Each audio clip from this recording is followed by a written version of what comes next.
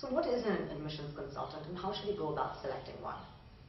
Well, in the admissions consulting business, there are various different types of layers out there, and it's important to try to understand the difference. There are people who are admissions consultants where you are the ultimate client, which means that they are actually working with you as their client through the process to help you get into the university of your choice. Well, on the flip side, there are people who work with universities where the university is their ultimate client and they are going out trying to source students for that university. The difference in this case is that in one case there is someone who's partnering with you and therefore their advice should all be objective based on what it is that you want to do, while in another case someone is partnering with the university. So really what they are is an agent for the university and they're going to provide the pitch that the university wants them to. There's nothing wrong with either type of consultant. It's just very important to know where they're coming from so that you interpret the information that they're providing you in the correct fashion. Even when it comes to admissions consultants, where the ultimate client is you, the applicant, there are various different types of consultants out there. Now, how do you actually select between these different consultants? Well, there are various different things you should think about. One is just in terms of the background of the consultant. What are their academic credentials? Have they been to a leading university themselves? Do they have inside knowledge of what it's like to study, apply, and go to a leading university? And if not, if they haven't done it themselves, where are they getting this information from? Is this credible, extensive information that you can rely on? So it's important to gauge that. Secondly, it's important to look at what the work experience of this admissions consultant is. Where have they worked and how are they leveraging that? This can be important in two ways.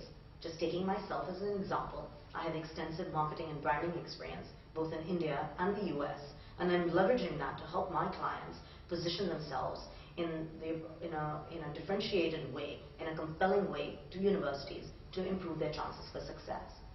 Secondly, it really helps my clients because a lot of them want to know, well, what type of job opportunities are available to me afterwards? What is it like to navigate the job search process? And I can help clients with that as they're thinking about their application. And I also have an additional service which actually coaches people on the job search process so they're positioning them correctly for the environment that they're in. Another area to think about is what type of services do they provide. Some consultants are simply doing application editing and review. However, if you need a lot of upfront work, helping to figure out, well, do I have the right profile? Let me build my profile. Let me build a differentiated position. Then you probably need much more than an application review and edit. You probably need a much more extensive, comprehensive service. If you're good at actually putting all of that stuff together and you just want someone to do a quick review, you could go to an admissions consultant or you could go to somebody who's just very strong in terms of writing to actually help you through that process.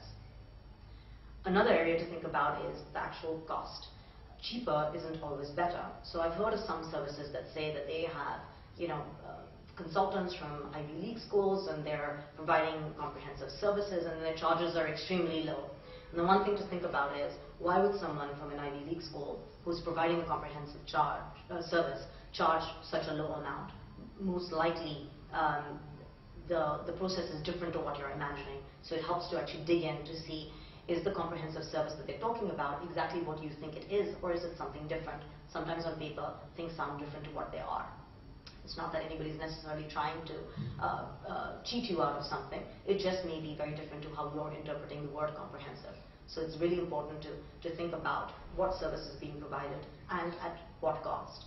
And of course, you really should think about, do you even need an admissions consultant? Not everybody does. I certainly did not use an admissions consultant when I applied and got into the University of Oxford and into Columbia Business School. However, you should assess your own skill and maybe even get someone to help assess you to think about things like, how much do you actually know about these universities? How much skill building do you actually require? How good are you at actually positioning yourself? How good are you actually at projecting yourself in a strong, compelling way in the application?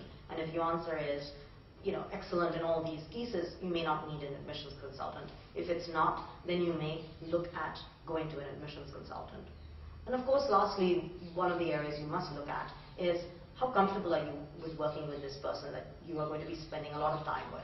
When I work with clients, they share a lot of intimate information with me, whether it's about their personal lives or their professional lives or their academic lives. And it becomes important to trust the person enough to be able to share that information. That information is going to be critical to make sure that we are putting your best foot forward. We are really getting out the true you so the admissions committee can see who you are and select you amongst everybody else. If you don't trust the person, it's going to be very hard for you to actually work closely with them.